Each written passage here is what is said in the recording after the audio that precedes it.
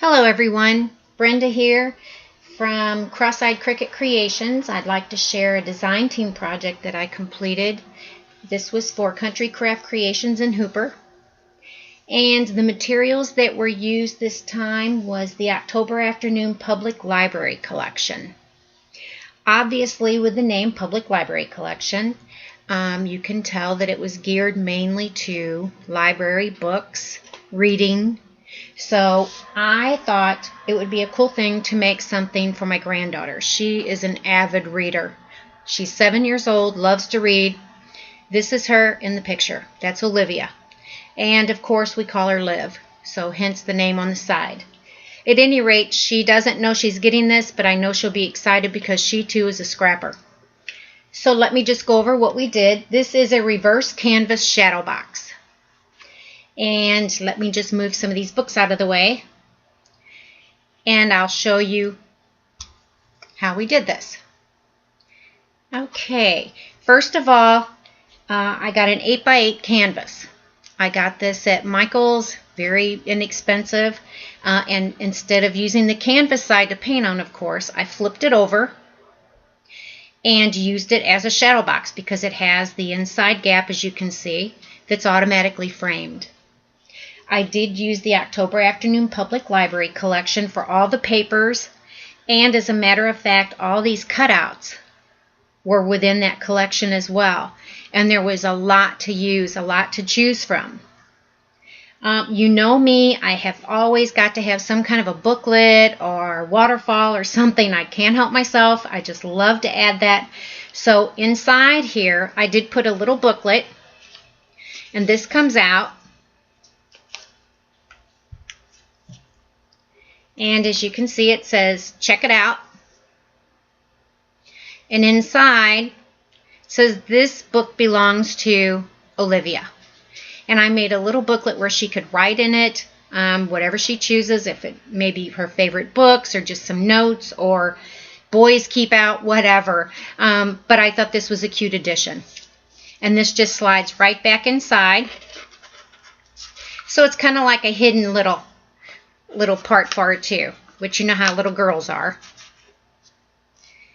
Okay, to start with, as I said, I went ahead and I stained, or inked, I should say. I inked all around the canvas, all around all the edges, and as well as the insides. And I used walnut ink for that, Tim Holtz walnut ink. And then I went ahead and I measured all my papers and cut my papers, and I went ahead and adhered the papers to the frame, and this is on the outside as well as the sides and the insides. So it's completely papered, and then of course I inked all the paper edges, and then the fun start. Now we can embellish. So I used a lot of cutouts from the paper. I popped a lot of them up so that it gives it a three-dimensional look. I did use a lot of glossy accents to pop, like the stars and the story time words, and I used it on Liv's name. I used it on the cat's bow, and on this pop at the bottom where it says know how to read a book. I went ahead and used glossy accents across that so it would show up. On the Boy Scout or the Hunter over here, I used stickles on his these are socks. So he has some very cool sparkly socks on. I went ahead and stickled this little critter here that's carrying the books. I stickled his shirt. And then he's got a bookworm, of course, on top of the books. And I went ahead and glossy accented the monkey. And then the flowers, I had this flower in my stash. I thought it was kind of pretty, and it really went well with the colors in the paper. And then I had some little tiny roses, and I went ahead and I glossy accented the edges of the flowers. And I went ahead and inked and glossy accented the roses too, so that they would stand out a little bit more. This really was a fun project to do. I really think that she's going to get a big kick out of this when she sees it. And of course I popped her up so that she very forward in the frame. So that's Olivia, and she's reading her cat book. Lots and lots of, like I said, stickles and glossy accents on the flowers and the polka dots and the bows on the little girl's hair. Just wanted to make sure that things stood out. The background has also paper in it. This paper is really, really a good quality. It's real heavy.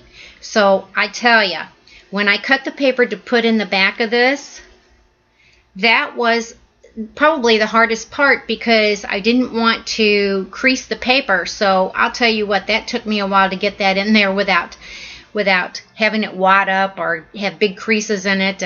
But by golly, I got it in there. At any rate, this is my project for design team at Country Craft Creations in Hooper. And all of the materials you should be able to pick up at Tammy's store. And of course, lots of score tape. That's also available there. Thank you for watching, and I hope you enjoyed my project. If you'd like to see more, you can stop by my blog. That's at cross-eyedcricketcreations.blogspot.com. Thank you.